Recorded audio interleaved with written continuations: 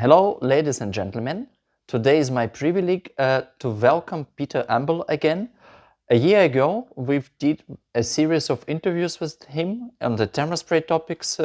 We learned a lot about guns development, the history of Metco, and we decided to get Peter back on camera to ask him questions which we received with the comments and also to see what has changed in this year. For my small channel, it was really amazing to see so much interest and attention. I kindly thank Peter for being with us and sharing all this information and actually leading to a lot of interest to thermospray topics. That you understand, we had a total over 20,000 views on all our thermospray videos, and for a very small technical channel like mine's, it's a success. So, Peter. Yes. It's very hard to catch you. You're so busy person, even if we work at the same location. So thank you for finding time in your agenda. Yeah, it's a pleasure. It's a pleasure to be here. And as I told you, I have here a list of questions which we received based on the videos we had.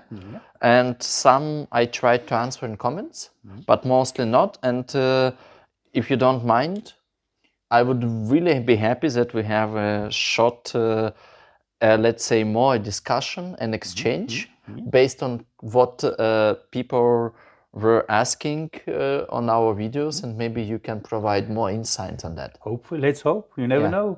I really hope that those who have not watched interviews with Peter, there will be links on my YouTube channel and also on this video to remind you what were the topics.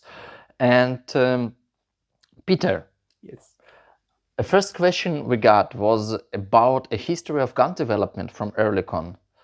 Can you probably give a summary saying what has changed? Do we have some perspectives on latest products? Are Oerlikon planning to do more guns development for thermospraying? Yeah, you know, guns, we have a lot of different guns, and I was already asked, why do we have such a big variety of guns? And at the end, it's always the same. We want to either increase the deposition efficiency, we want to increase the feed rate, we want to achieve a high quality of coatings. And so that's the reason why we try, or let's say we design always, or we think about new design, gun design, that we increase all these parameters. And I would say one of the latest development was this cascaded gun technology in plasma. That was one of the big step forward. We are looking here also to find application, or we have already some applications to increase deposit efficiency, feed rate, to decrease maintenance work. This is one of the main topics that we are always looking for new developments. Can you maybe share a little for people, especially who work with Metco products? What is a, let's say, average deposition efficiency for a good quality Metco gun, especially cascaded technology, and how you see what might be a possibility to increase this deposition efficiency? Yeah, deposition efficiency at the end, it's money, and we always have to think about, me personally, I'm thinking about, do we have mass production or do we have individual production? And then the deposition efficiency is one thing and the feed rate is the other.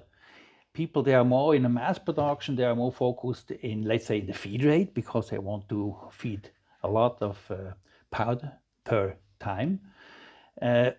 Customers, they are using expensive, let's say, specified powders. They are looking for a very high feed rate. And you ask me about the numbers. Yeah,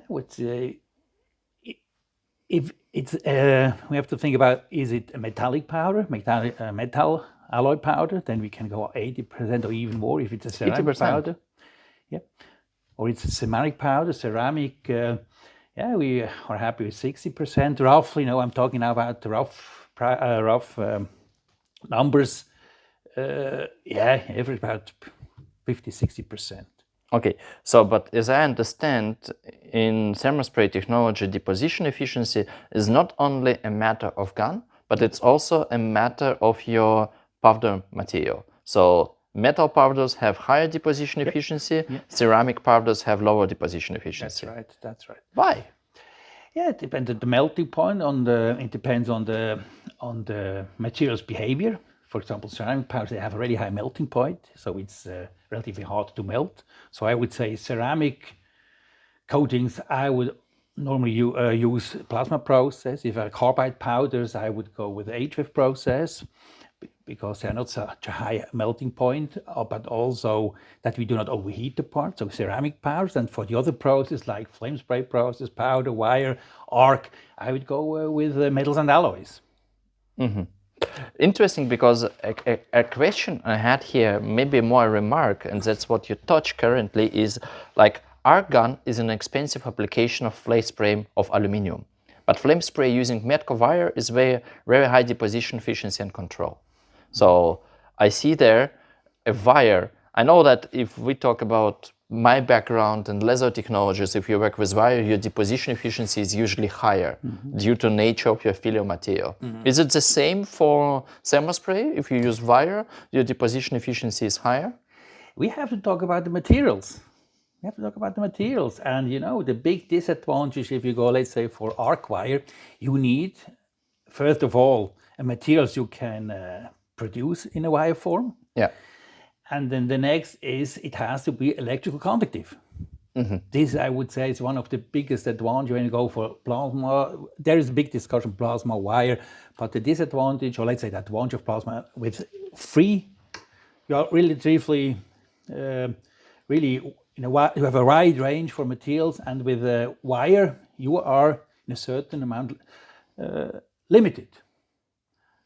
I know they're talking about cord wires, but then we have to come up with calculation, cost calculation, and at the end also we have to talk about the coating quality we want to achieve. And this, I think, is a big other thing. A lot of people, they came from the, let's say, from the aircraft industry. They always think as good as possible, but more and more we have to think as good as needed. And this is changed a little bit our focus. And I'm a friend of the sentence "as good as needed." And what is as good as needed? This is then the customer decide, for example, the mean time between repair, that they want to increase the lifetime, or they say, okay, I want to have a certain wear resistance that my part lasts longer, or corrosion resistance that they have to increase the maintenance time. Let's say it's the maintenance circle, and that we have to come out and define what is really needed. Maybe a little bit naive question, but is there any correlation between deposition efficiency and lifetime of a gun? That is a tricky question, because it depends always on the parameter you drive. Yeah. You know, you can buy the best gun with the highest, let's say with a really high power gun, but at the end, important are the parameters. How do you spray the material? For example, when, I love the plasma process, you say we can spray with 900 amps and 14-liter hydrogen, so the lifetime of the nozzle goes down because you have a really high power application, you have a good quality, also you could have, or you can achieve a high deposition efficiency, but then the lifetime goes, the maintenance work will go up. And this is always the compromise you have to do between commercial thinking and, let's say, coating specification thinking, what is needed. Yeah, and this is a very fair point. So my naive question, actually, you answer very straightforward.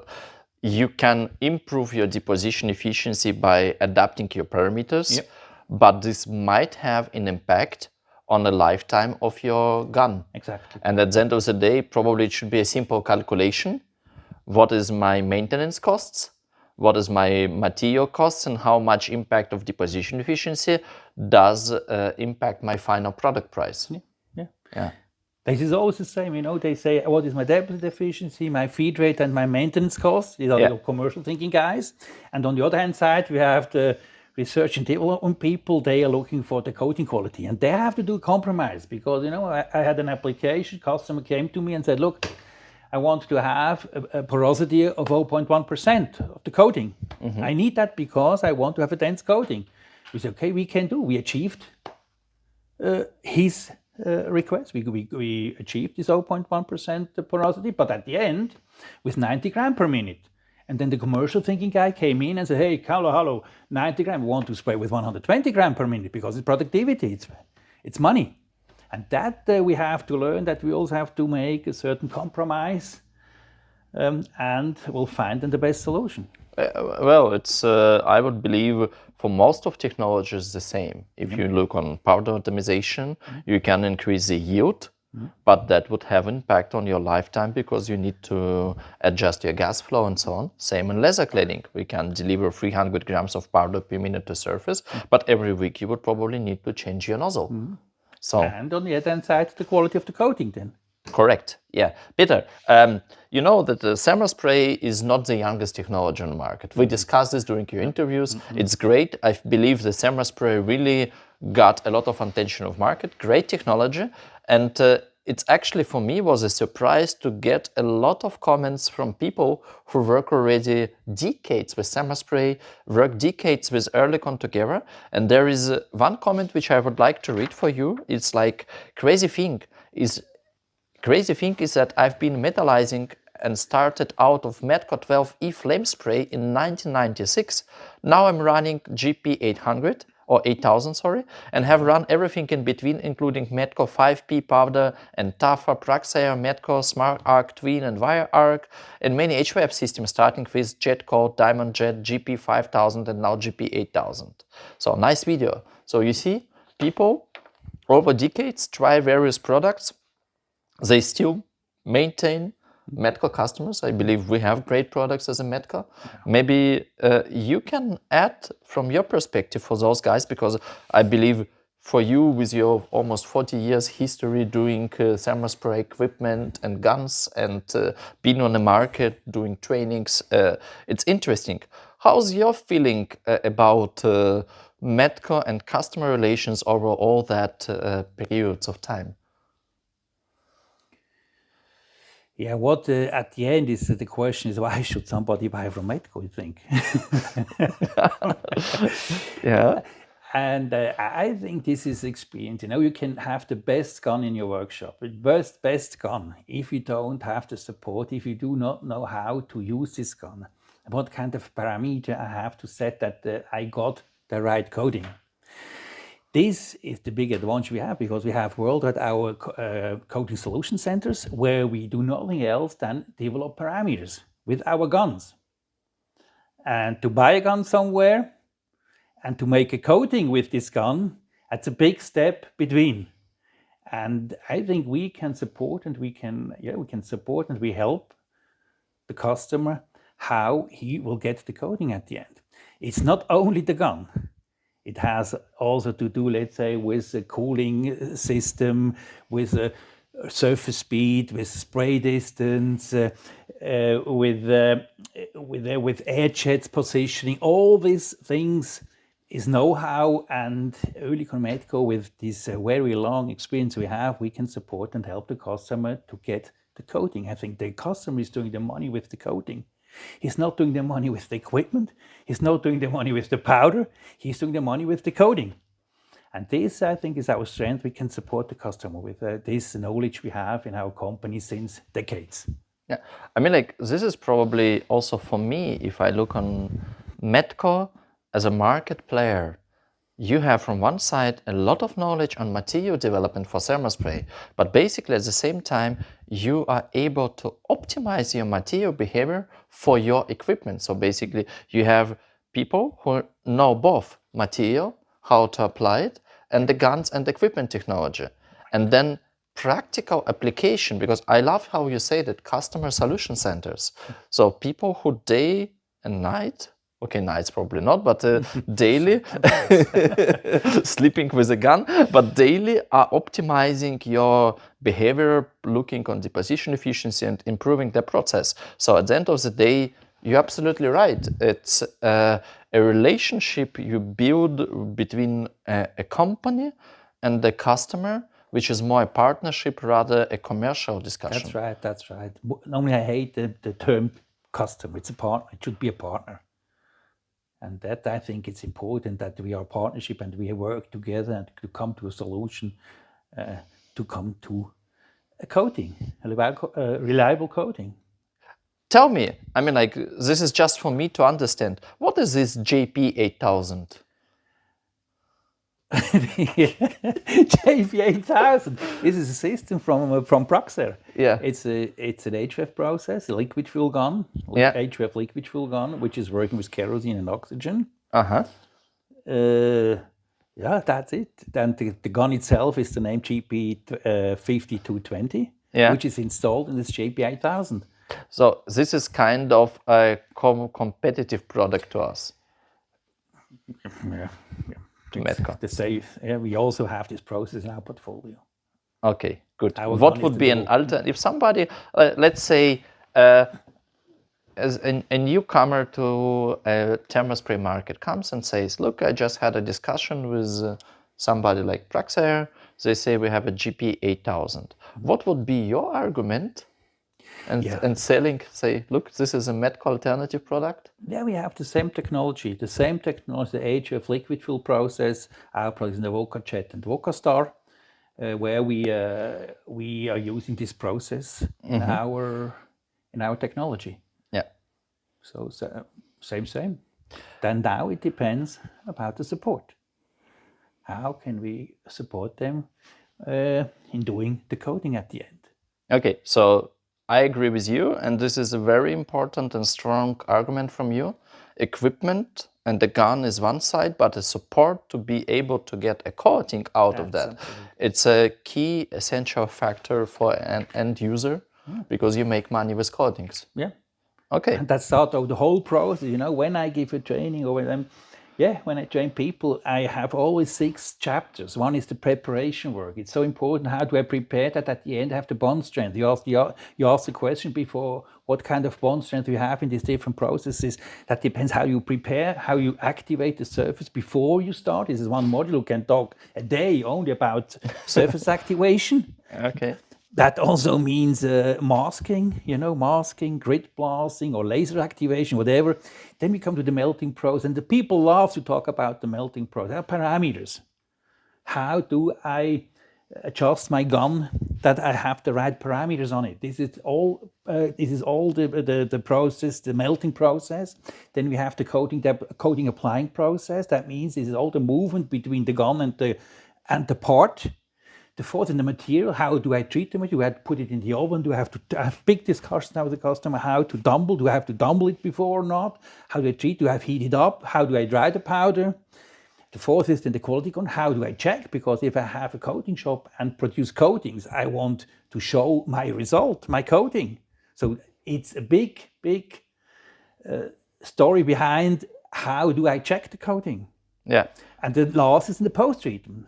Posting, grinding, or let's say put it in the oven for fusing. These 6 chapters. I see. It's a thermal spray process. And this is, I love, because actually I see your energy and emotions and telling me how much complexity is behind this all. And the devil is always in details. Yeah.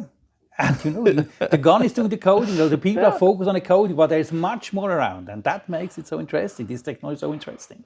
It's like with every technology. So I continuously get also questions, and probably this is also to a certain extent a political topic. We talk about hard chrome, we talk about nickel plating. Those are for sure not really sustainable technologies. They do a lot of pollutions and they're toxic to a certain extent. And there are already for decades discussions about, is a thermospray technology to replace hard chrome? Again, it depends on the application, I think, and then you start, what your focus is. Your focus on the commercial on the environmental aspect, what kind of focus do you have? And when we talk, let's say, about the commercial stuff, I would say chrome plating has for sure the right place when we talk about mass production. We have a lot of small parts. We cannot compete with our thermal spray process because they put it in a bath, 100,000 parts, do chrome plated. It makes no sense to do that on a thermal spray. And with the thermal spray process. On the other hand, you said environmental aspect, the chromium-4 is a big story. What we will do with chromium, and that's a political question. You say it's political. All this bath is that's a lobby, a chrome plating lobby. But from commercial, I must be honest. I would say if you have a very big, small mass production, put it in the bath. From a commercial point of view, cannot compete then with thermal spray. But I make an example. There is a demanding customer coming to you and says, we need a full analysis between HVOF plasma spray compared to hard chrome plating. Yep. What would be a feedback? The first of all, I want to learn about his product and the productivity. How does the coating look like? How does the part look like? And then how many parts we have to produce per year, and then we start to calculate. What makes sense to do.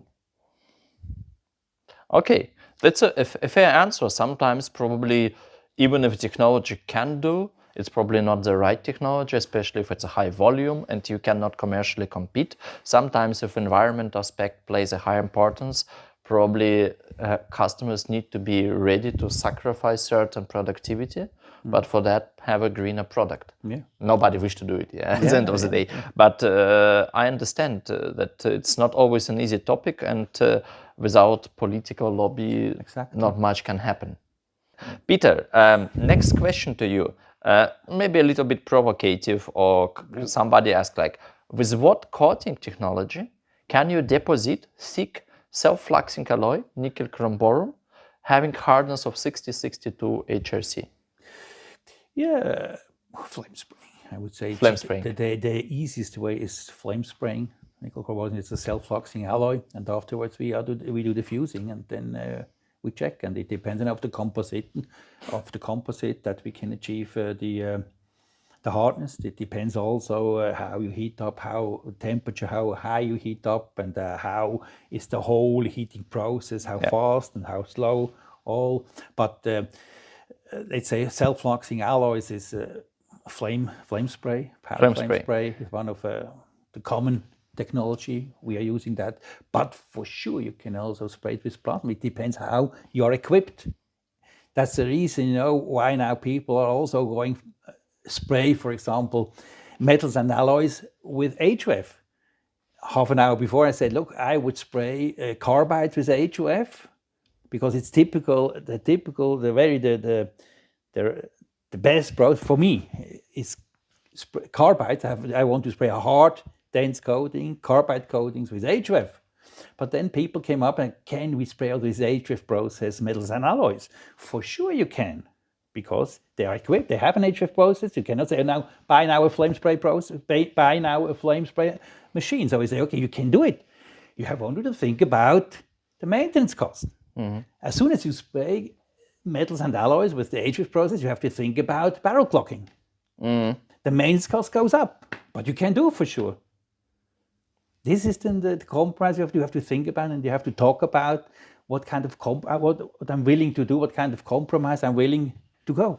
But self-fluxing alloys, and correct me, they were actually initially developed to be used with this flame spraying technology. Yeah, that's right. And it's cheap process, let's be very honest. Yeah, you might get certain porosity, oxidation, but as I understand, 1.5–2 millimeter coating thickness is not an issue.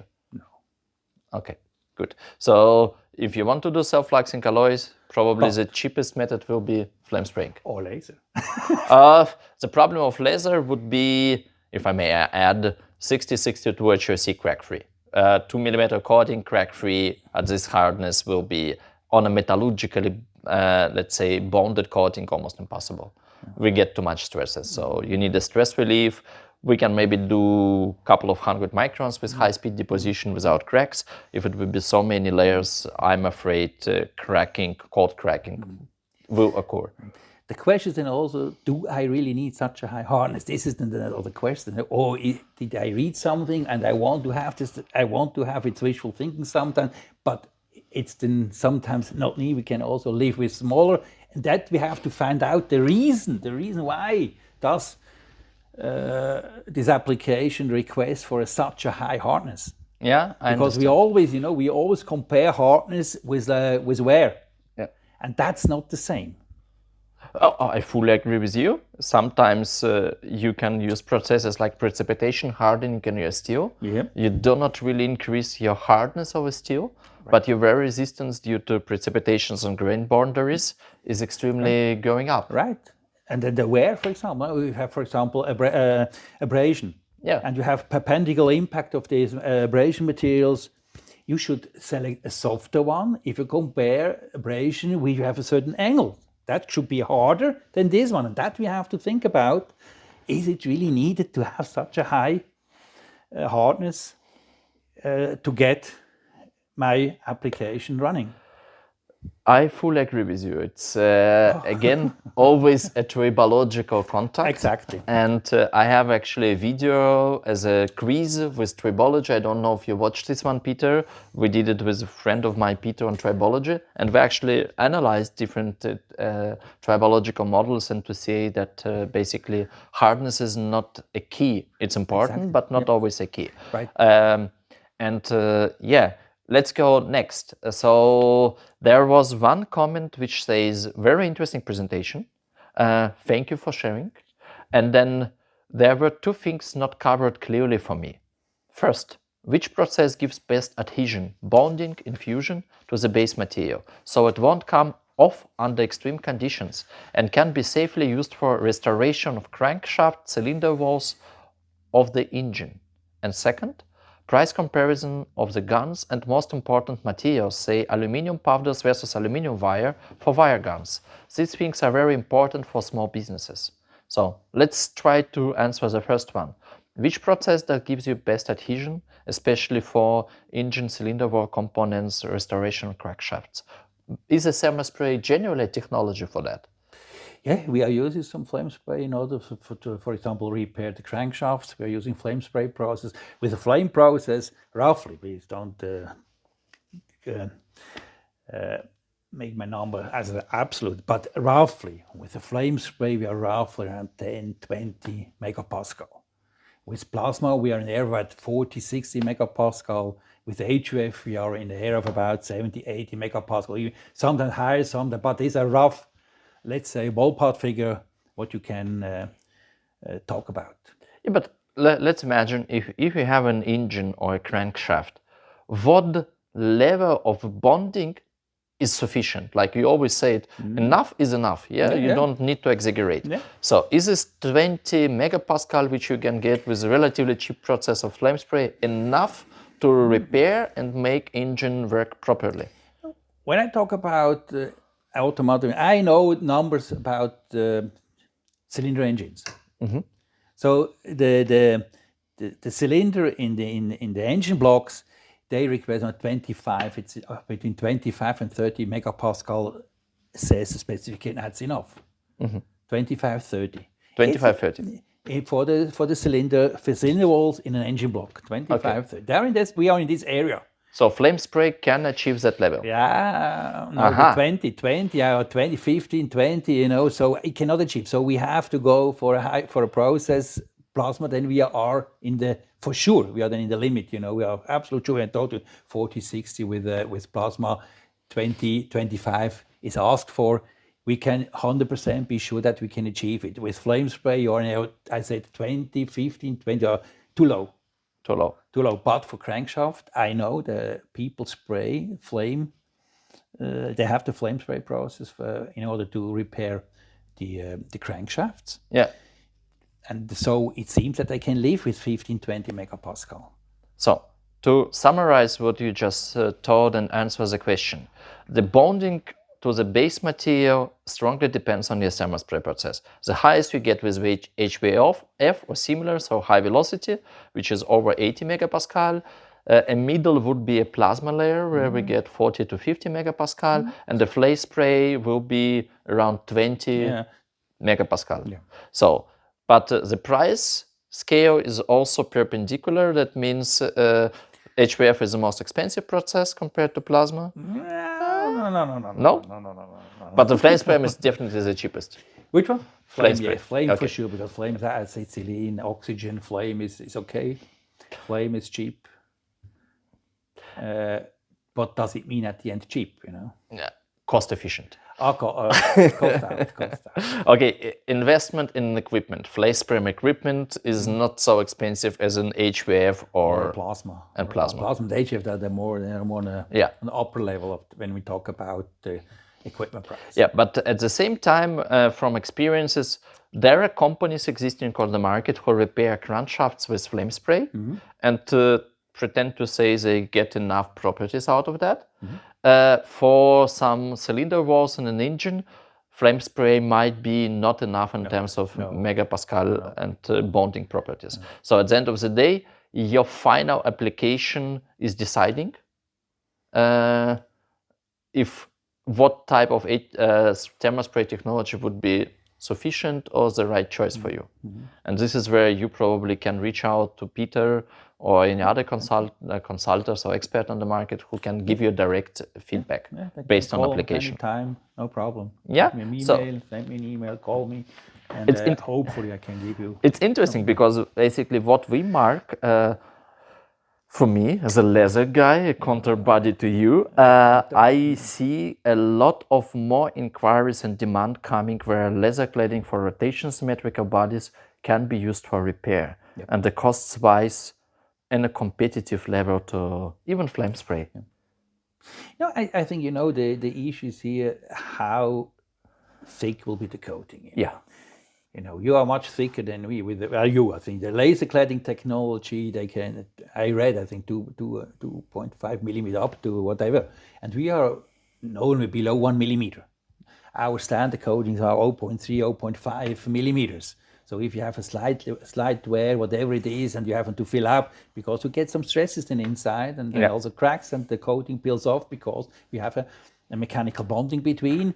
Laser cladding doesn't have. They have really a metallurgical bonding, and this is, I would say, one of the biggest advantages. You have this metallurgical bonding you have, and then the thickness. Yeah, I fully agree. So at the end of the day, your final application and your needs is deciding where you can do easy calculations and find out what be the right method for you. However, there is a second part of this question, which is, I don't know, Peter, if you can answer this, a price comparison between guns and most importantly materials, for example, aluminum powder versus aluminum wire, and what is the best to use, aluminum powder gun or aluminum wire gun? I in training I never talk about price because it's very difficult to talk about price.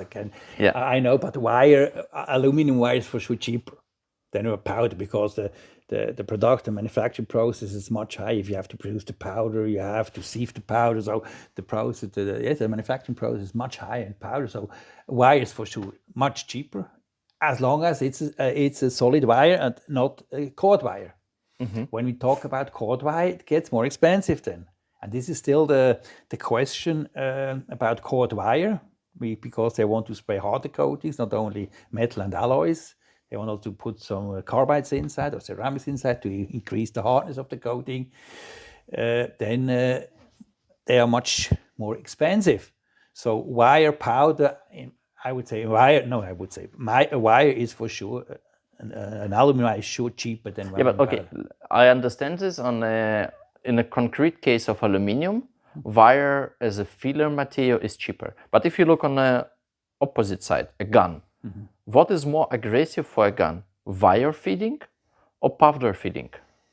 Aggressive? Yeah, for example, where you need more wear on the gun and your maintenance is powder, you need more. Powder, so powder also more aggressive for your gun than wire. If you spray with a powder flame gun, you know, then yeah, that's a difficult question. Wire flame is not, you know, powder. You have to pay attention. You have overspray around, and this wire is it's cleaner. Wire, it's cleaner, but at the end you have also to see the coating quality. Yeah. So coating quality with powder is better. Yeah. Ah, okay. Yeah. So yes, do you get more? Do you get better bonding properties? I wouldn't say so, no. But I think you have then also to see commercial coating quality, coating specification, and then and the commercial thinking. I mentioned you before, 90 gram per minute, 120 gram per minute. Ah, okay. So I say I want to have a porosity 0.1 micro, 0.1%. The other one, oh, we got it, fantastic, everybody's happy. Then the commercial guys come, but is it there a cheaper one or a more expensive one? That's you have to do this compromise. So always. With wire, you're limited by certain feed rate of your feedstock material to a surface. So with powder, you can deposit more. As I understand you correct? No. I think the highest deposit efficiency. No, not efficiency, feed rate. The feed rate, the highest feed rate you have is arc spray. That's the big That's the big advantage of the arc spray technology. The feed rate. You can have two wires, you know, to bring them together. Wire, you are more efficient. So at the end of the day, for me, if I would jump in a thermal spray repair business and my core business is a aluminium repair. Yeah, that was smart arc. I would wire go arc with wire. I would go with wire arc because with wire arc you can spray big surfaces with a very high feed rate. So this is. Now we talk. I hope it gives an answer to small businesses. But then, what is an advantage of powder in this case? More complex alloys, something which you cannot produce as a wire. Yeah, wire flame, aluminum. We really seldom spray aluminum powder with powder. Aluminum powder with the flame process. We are using the flame process mainly for spraying the abradable powders. With polyester inside, it's a silicone, aluminum silicone with polyester inside. Okay, so because you cannot add polyester and wire. Yeah. And this gives you an advantage of. With powder, you also are much more flexible with powder. You can mix. You can blend. You can blend powder. You can use aluminum silicone together with polyester or with bentonite or whatever in order to get these famous abradable coatings for gap control between stator and rotor. Okay, this is a very clear statement. So wire is cheaper. It's higher feed rates, but you are limited to certain alloy compositions. Yeah. With powder, you have much more flexibility. Right. And arc process is not necessarily a powder process. So, okay, it's even for me clear. Let's move next, Peter. For you. How many questions do we have? I'm waiting for when is the last question. Final questions. We're almost done. Well, not the final. A couple of them, yeah. But I believe we have a very nice discussion. So there is another question which says, one thing I wish you'd cover is the thermal limitations of the technology, limits of what you can coat based on the temperature of the spray on the substrate. Otherwise, great series. So. Oh no, I didn't get it complete. So I repeat the question. What are the thermal limitations of this technology? Limits of what you can coat on the surface based on the temperature of the spray on the substrate. So flame spray, HVOF, plasma have different temperatures of a process. Yeah, process temperature. Yeah. What are the limitations in this case? Like thermal limitations. Like, let's make an example. As I understand it, molybdenum. Yep. It's a 2.5 thousand Celsius melting temperature material. Yeah. So, can you do it with flame spray? Yes. Okay. Wire flame. It's a big application. Moly with a wire flame. Yeah. We do the synchronizing ring for the automotive we did, and we still do it. Some moly spraying. At the end, it's relatively expensive. Moly at the moment, price went up, and all these things. But limitation, we can we can spray thing with all, I would spray all flame spray powder, flame spray wire, and electric arc, metals and alloys you can do. All metals and alloys. More or less, yeah. Okay, but you cannot do ceramics. Ceramics, you know, you can. Okay, you can spray, but the ceramics you have to spray with, for example, in cord wires. But the ceramics, plasma. Okay. That's because then you can melt them. You melt them. You need this high energy because the process energy of plasma is 15, 16,000. The plasma jet will have 14, 15, 16,000 degrees. 14. 14, 15, 16, 14. In this area, 1,000 degrees. The process temperature. For the flame, you are in the area of 3,000. Acetylene oxygen has exactly 3,160. So in the area of 3,000 degrees process temperature, you are with the flame spray processes.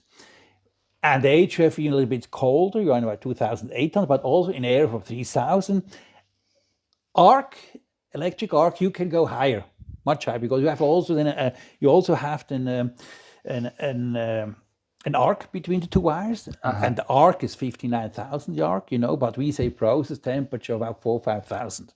Okay. So arc has a higher process temperature. From a thermal inputs, lowest is HVOF or similar processes. Flame, 3,000. Yeah, then you have flame. Yeah. Then you have arc up to 5,000 and 15,000 upwards is plasma. Yeah. Okay. Process So temperature. this The thing is then, do you have a combustion process or an electric process? With the combustion process, you have heat transfer onto the substrate. So the heat, though if you go with HVOF, even it's only 3,000 degrees flame temperature, you bring a lot of temperature into the substrate because you have a flame. You have temperature radiation. Yeah. With plasma, you don't have. Because with plasma, you only bring the temperature into the substrate, in your part via the particle. So if you increase the feed rate in the plasma process, you will also heat up the substrate more. Okay. So we can then play. And when we spray plasma, the parts will heat up to 70 degrees, 80 degrees. In the mass production, even less. But when you spray HVOF, you have to pay attention about the heat up or about the overheating of the substrate, the overheating of your part. And so you need a lot of effort, and you need to do some effort. How do you do the external cooling? It's much, much higher the effort you have to do for the external cooling in the HVOF process compared with the plasma. In spite of the plasma, is a higher process temperature. Interesting. It's impressive. Fantastic technology. I feel you love it, Peter, and I hope that one day you can transfer this passion to younger generation who has to move thermal spray technology innovation. I'm already not the youngest guy. With laser. No. Yeah. Peter, next question. Next or final. So, a couple of questions left. So again, I have a couple of compliments. People really like it. Great series. They appreciate your openness and also the way you introduce technology, compare the guns. You are an expert and recognized expert, so it's actually really great to have you with me. So another question. What is empirical relation between coating thickness and coating parameters in atmospheric plasma spraying, APF? APS? Yeah. The coating? Yeah. Coating, empirical relation between coating thickness and coating parameters, if there is any. Thickness and? Parameters. Parameters? Yeah. Thickness and parameters? Yeah. It's empirical relation. Is there any? I don't know. Well, it's a question. Okay, think about it. Thickness and parameters. Yeah, but I can say, if you heat up the materials as more as coating thickness per pass. I think here the question is coating thickness per pass. So we calculate the coating thickness per pass that you do not overheat, because if you go thicker and you have some stresses inside, it can crack. So the thickness, if you go for thicker, you can then create cracks you can create cracks in the coating. But now you can the art is here. How can I eliminate the tensile stresses in the coating? And I can let's say I can reduce the tensile stresses in the coating either with the feed rate. There are some parameters, but the main parameter is the coating thickness per pass. How big is my coating thing after one pass? So when I have to spray ceramics, it depends also on the material. So when I spray ceramic coating, carbides with HVOF. I always I think by myself, what is my coating thickness per pass? There are parameters like feed rate, like surface speed, like rotation speed of the part, like powder consumption at the end, how much I need in order to spray 1 square meter, one thing, and all these things. There is a formula behind. Then I can calculate the coating thickness per pass. And for carbide coatings, I do not want to go above 10 microns per pass. Otherwise, I have tensile stresses inside. I could have tensile stresses. And then when you go thicker, you could get cracks. Okay. Is it the same for plasma spray? It's not so critical. It's not so critical with plasma because you do not heat up the substrate so much. You do, and it's not so critical. In plasma, you can go higher, but carbide coating is the same because they're so brittle. Yeah. And ceramic had other behaviors. Good. So the answer on this question is not so straightforward. It's dependent on parameters, the coating thickness, but primarily what is impacting is the stresses you generate and how much heat input you put to substrate. Yeah, that's exactly the same. And we want to have the ideal case is compressive stresses. Yeah. And you can do that with the parameters. So we say the relation between the thickness and the cracks or whatever, the behavior of the coating, the thickness and the cracks inside, the stresses, it depends how do you spray. And that's exactly what I said an hour and half an hour before. Parameters are important. The parameters, it's not only the gun, it's not only the powder, it's not only equipment, it's the know-how, the parameters, how do I spray the part, how do I cool, extra, and all these things. But a provocative question, if I am a customer of Metcon, and I say, yeah, I just bought a gun, I bought a system, I want to buy a powder. Yep. Will you share with me my parameters that I get the best conditions out of that? Yeah, for sure. For sure. You're our partner, then it's our partner. If somebody buy our equipment, partnership, then, and we have coating parameter sheets which have optimized parameters, we have start parameter sheets. We are working on that. I told you before, we have this coating solution center worldwide. We have one in Switzerland, we have one in Westbury, we have in Shanghai one, we have in Tokyo one. So we have worldwide 4 coating solution centers where we do nothing else than develop parameters and bring a coating solution. Which is great. Yeah. I think there we are unique. Yeah, I believe so. There we are unique. I believe so. Peter, 2 last questions. And one of them is very simple. We will end up with it. But before that, there is one more, I would say, technical question. Again, thank you for information. It would be better if you demonstrate the Simplex Pro and nitrogen-hydrogen mixture working conditions as well. Nitrogen-hydrogen condition is Simplex. Yeah. To demonstrate that? Yeah. Is it possible? Yes. Can we make a separate video on that or something? Maybe in... Yeah, we can do. There is the only thing is when we do videos to spray something, we do not want to show the let's say a part of a partner from us, a customer part. You know, this is always let's say the question. Do they want to see to spray, let's say, a simple roll, for example, no problem, but we do not want to show a customer part. Yeah, but video. Okay, you can take a dummy part. Yeah, for sure. But at the end of the day, the question will be for me an answer in a more simplified way.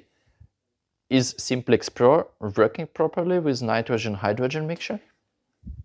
Nitrogen-hydrogen? Yeah. The nitrogen, hydrogen, it's an absolute powerful parameter. And I know there are parameters going around with nitrogen, hydrogen, but the issue is here, nitrogen makes the plasma really pulsing, makes the plasma really nervous. Yeah. And to get a really nice, continuous, beautiful coating, it's difficult to achieve because they are both, the nitrogen and hydrogen, they are both molecules, and that makes the plasma nervous. And we want to have a smooth running plasma. The advantage why people are using nitrogen and hydrogen is because of the power, the enthalpy of the plasma. Very high enthalpy of the plasma, you have a nitrogen-hydrogen plasma.